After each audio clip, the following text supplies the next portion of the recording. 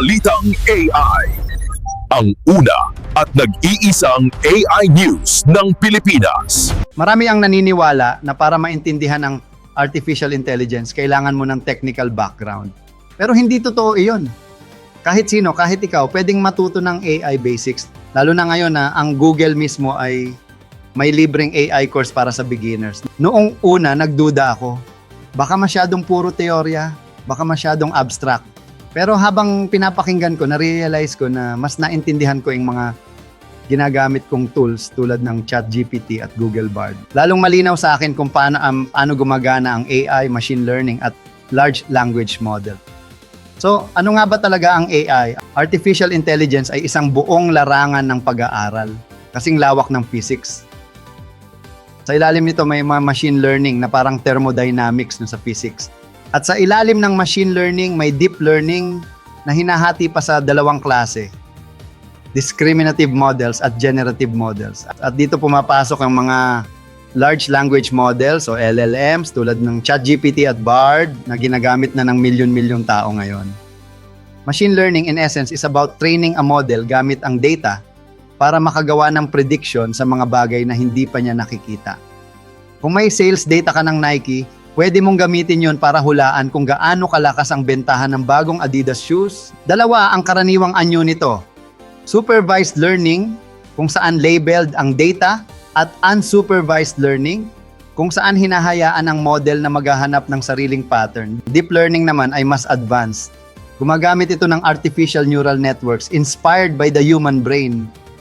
Ang kagandahan nito, kahit maliit lang ang portion ng data na labeled, kayang turuan ng system ang sarili gamit ang semi-supervised learning. Isipin mo ang isang bangko na nagtatalaga ng 5% ng kanilang transactions bilang fraud o hindi fraud. Yung natitirang 95% ay unlabeled pero nagagamit pa rin ng model para matuto at gumawa ng prediction sa hinaharap. Ngayon, ano ang kaibahan ng discriminative at generative models? Discriminative ay parang judge, nagsasabi kung cat o on dog fraud o not fraud. Pero generative, siya ang artist. Gumagawa siya ng bago. Hindi lang niya kinikilala ang aso, kaya pa niyang gumawa ng bagong larawan ng aso mula sa natutunan niyang patterns. Kaya kung output ay number o classification, hindi iyon generative. Pero kung lumalabas ay text na, larawan, tunog o video, yun na ang generative AI. At dito pumapasok ang mga kilalang modelo ngayon, text-to-text tulad ng ChatGPT, text-to-image tulad ng Midjourney at DALL-E, text-to-video gaya ng Imagen Video at Make a Video, text-to-video para sa game assets, text-to-task tulad ng pag-summarize ng iyong emails. Pero may mahalagang distinction. Large language models at generative AI ay hindi eksaktong pareho. Ang LLMs ay subset ng deep learning na dumadaan muna sa pre-training sa napakalawak na datasets. Parang aso na tinuruan ng basic commands. Pero kapag ginawa mong police dog o guide dog, kailangan niya ng fine-tuning. Yun ang specialized training. Sa totoong buhay, isang ospital ang pwedeng bumili ng pre-trained model mula sa big tech companies. Tapos gagamitin ang sariling medical data para i-fine-tune ito at mas maging accurate sa pag-diagnose ng x-rays or tests. Ang malaking kumpanya may resources para gumawa ng napakalaking model. Ang maliit na institusyon naman may domain-specific data para gawing mas matalino at mas practical ang model. Kaya ito ang pinakamalaking takeaway. AI is not just about using tools. It's about understanding how they think, learn, and create. At kapag malinaw sa iyo ang pundasyon, mas nagiging epektibo kang user, creator at innovator. At yan ang essence ng Google AI Course for Beginners. Hindi lang basta teorya, kundi lente para mas maintindihan ang revolusyon ng AI. Dito sa AI Talks with the Voice Master, mission ko na gawing simple at kapaki-pakinabang ang AI para sa bawat Pilipino. Sa edukasyon, sa negosyo at pang-araw-araw na buhay. Basta boses AI, creative voices AI. The AI Musics.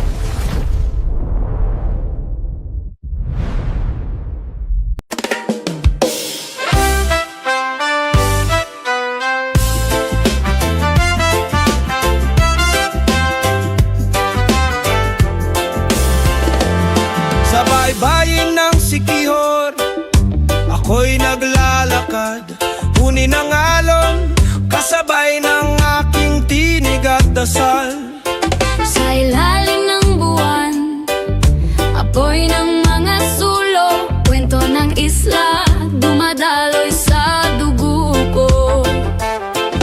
Sa hangin naririnig, mga lihim ng dagat, boses ng kalikasan, walang hangganang pag-iyakan.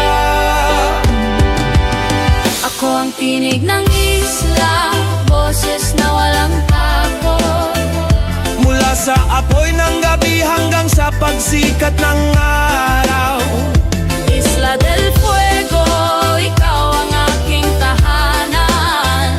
Sa puso ng boses, ikaw ang liwanag at apoy ng bayan. Yeah! Sa isla ng apoy, ako'y nagmula. Boses ko'y apoy na hindi mawawala. Mystic vibes, feel the fire in the sea. Sige ho, rhythm, let me take you by the hand. Sa bawat tibok ng tambol, puso'y lumalaban. Reggae sa dugo, rap na makabayan. Bisa na sa pako, sige ho, hapon ang akong gugma. Isla ng Fuego, Forever sa akong kinabuhi. Tinig ng isla, dala ko sa mikropono. Voice master name hanggang dulo ng mundo.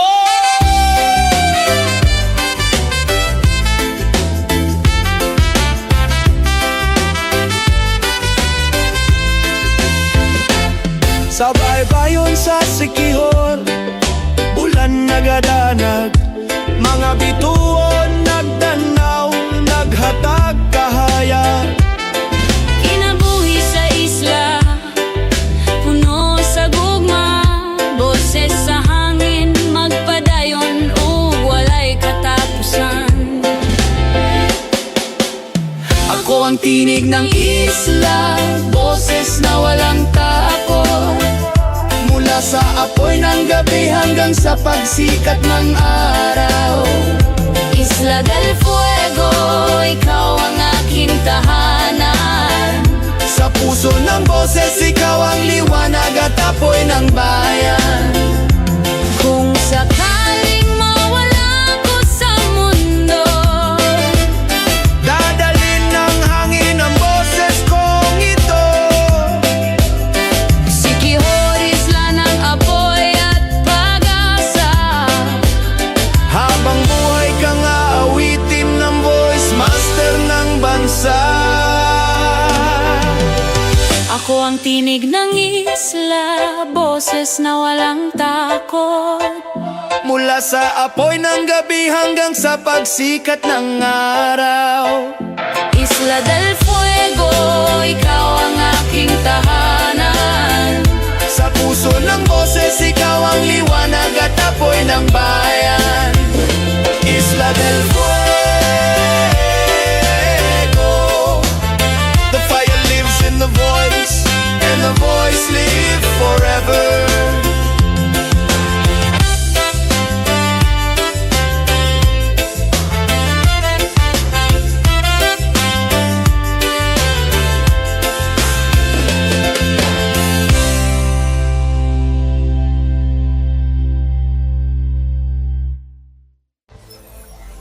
AI Education PH.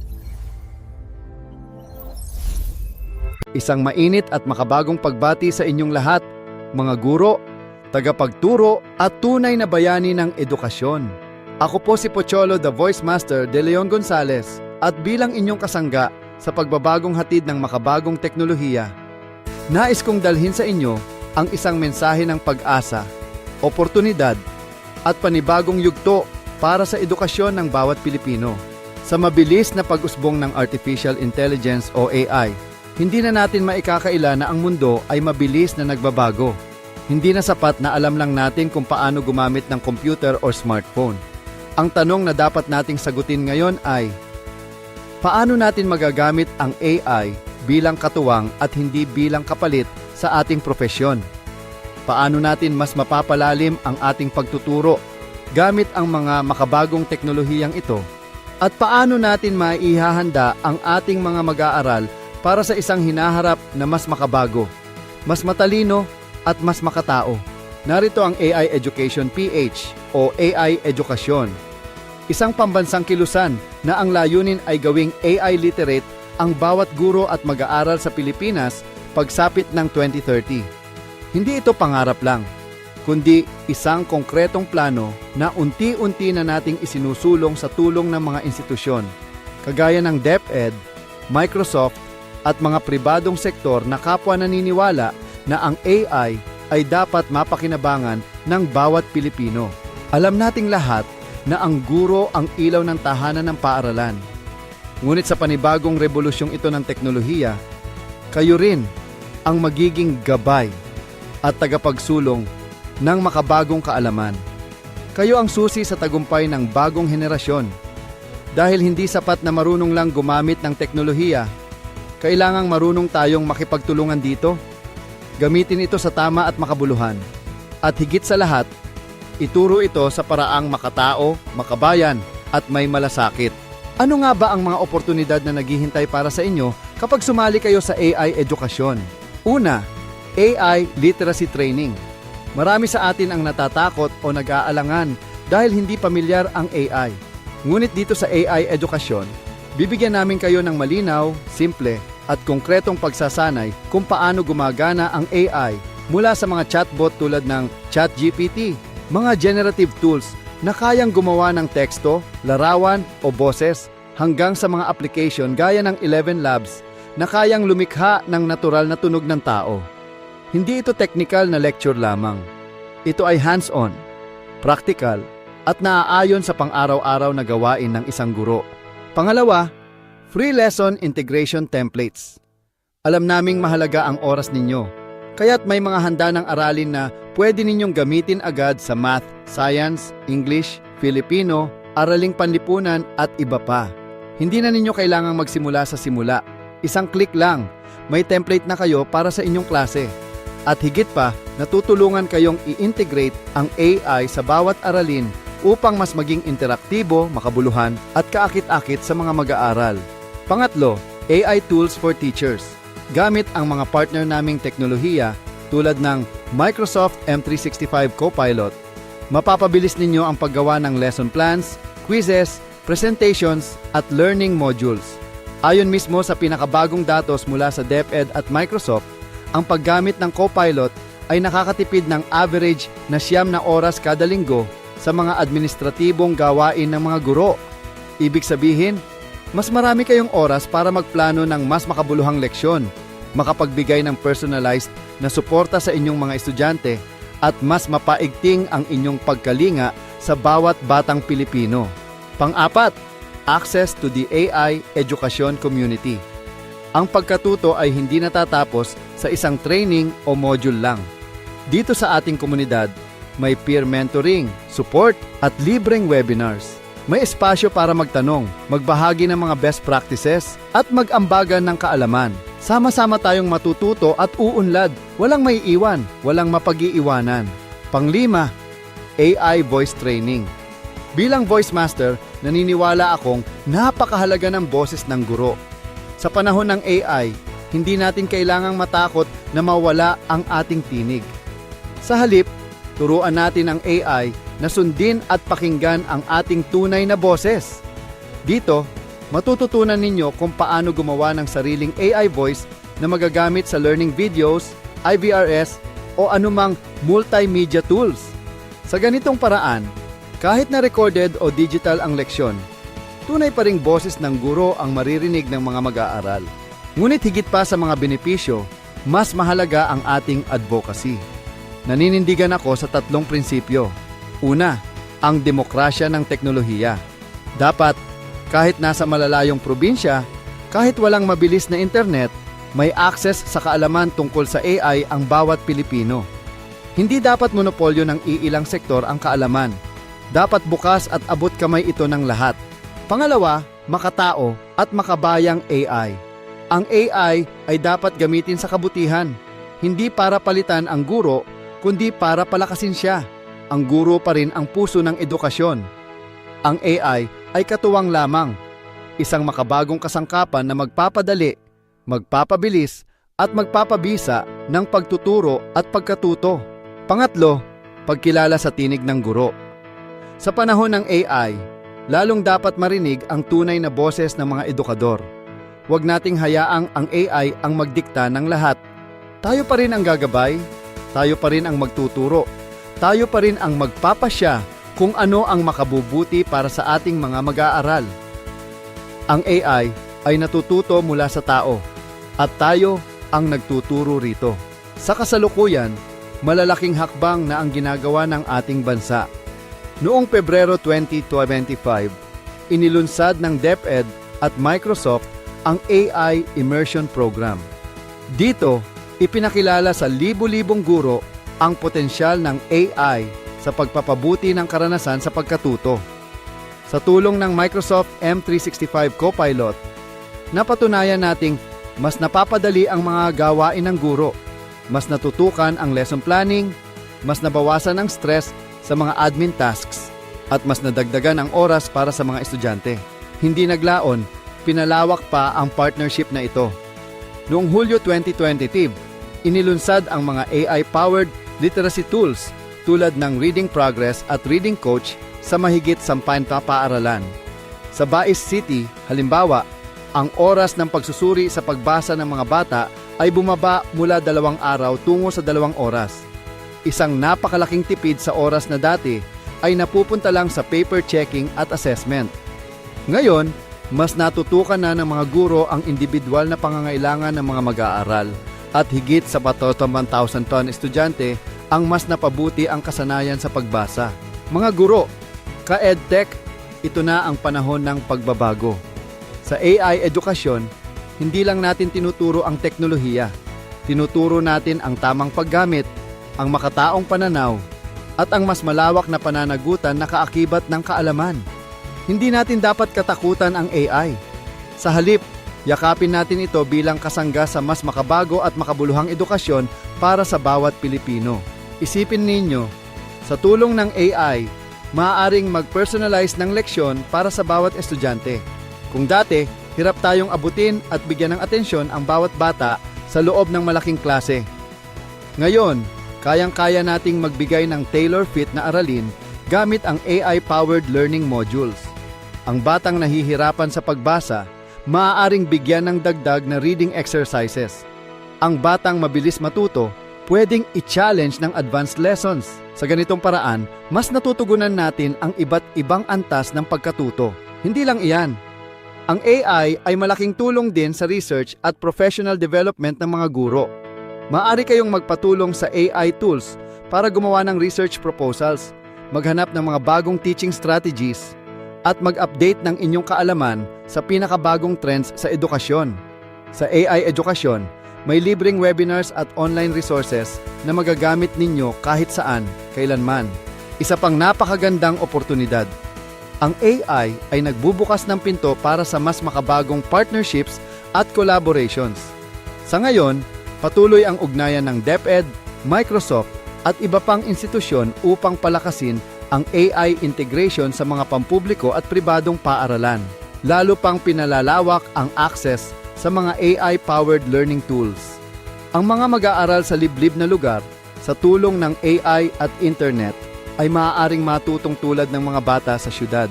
Hindi rin natin dapat kalimutan ang papel ng AI sa paghubog ng values at karakter. Sa AI edukasyon, bahagi ng layunin natin na gamitin ang AI hindi lang sa academics kundi pati sa values formation, critical thinking at digital citizenship. Tinuturuan natin ang mga bata hindi lang kung paano gamitin ang AI, kundi kung paano maging responsable at makataong digital citizens. Lahat ng ito ay posible kung magsasama-sama tayo. Kaya't aking panawagan, huwag tayong mahuli, huwag tayong matakot, huwag nating hayaan na ibang bansa lamang ang makinabang sa AI. Tayo mismo ang maunang magpakadalubhasa. Tayo ang magturo at tayo ang maging huwaran sa paggamit ng makabagong teknolohiya para sa kabutihan ng nakararami.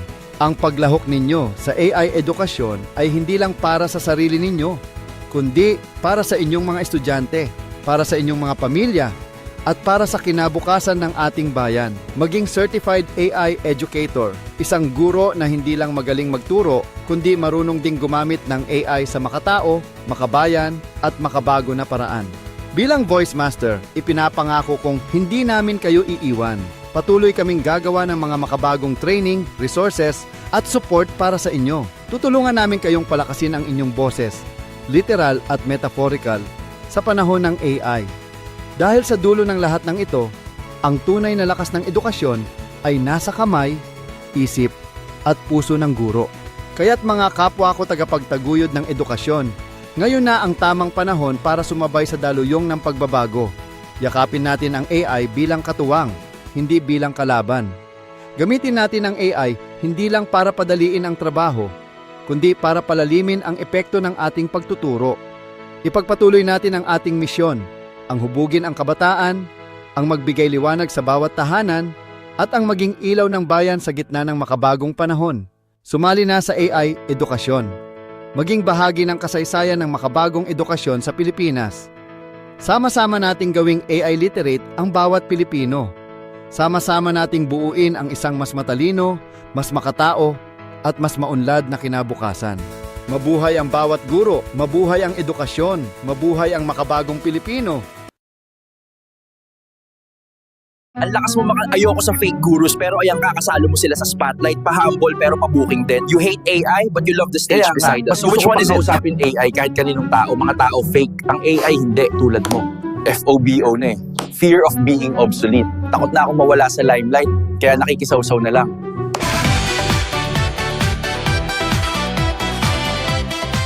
Okay, naku, napakabilis po talaga ng oras kapag masaya, gustong-gusto natin yung ginagawa natin at marami tayong natututunan, di ba? So mga ka-AI, malinaw na malinaw. AI is not a threat. It is a tool.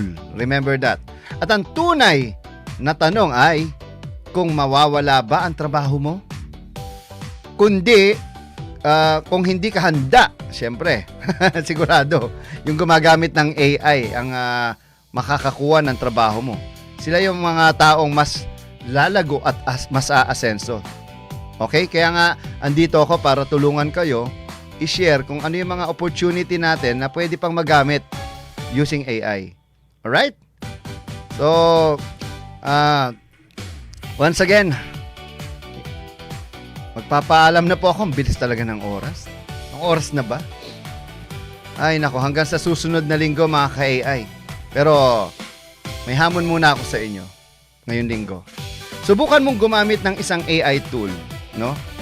At kung hindi pa kayo kontento, punta kayo dito sa channel ko, The Voice Master. Ang dami-dami kong mga videos dyan.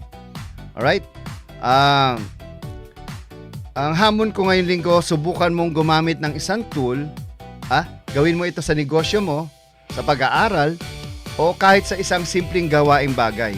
O gawaing bahay. Yan. At makikita mong may dagdag na lakas at na kaya ka nang gawin at maraming kayang itulong o ibigay ang teknolohiyang yan sa'yo. Okay, tandaan, AI is not a replacement. It is an enhancement. Bago yan But again, hindi ka mawawala ng trabaho. Ang mawawala yung ginagawa mo kasi gagawin niya ng iba marunong gumamit ng AI. Lalo-lalo yung mga voice talent na galit sa AI. Ang mas magaling pa kasi sa inyo ang AI eh. Kaya mag-focus na lang kayo sa ibang pwede nyo pagkakitaan, no? Tandaan, once again, AI will not replace you but someone using AI will. Kaya habang maaga pa, piliin mong ikaw ang manguna. Dahil ang tunay na boses, dahil ang tunay na boses ng kinabukasan ay ang boses ng taong handang matuto at mag-adapt. Alright? Muli, ako po si Pocholo De Leon Gonzalez, ang nag-iisang Voice Master ng Pilipinas. At ito po ang AI Talks with the Voice Master, kung saan ang kinabukasan mo, hindi lang pinag-uusapan, kundi binibigyan ng boses. Alright? Once again, see you next week. God bless. Bang! Woo! Para sa masa, para sa masa, sa radyo bumabayo. Kwento mo ay mahalaga kahit ikaw ay simpleng tao. A-Talks with the Voice Master, lakas ng bagong sigla, boses ng bawat huwan, para sa bagong Pilipinas. Boses ng bawat huwan, para sa bagong Pilipinas.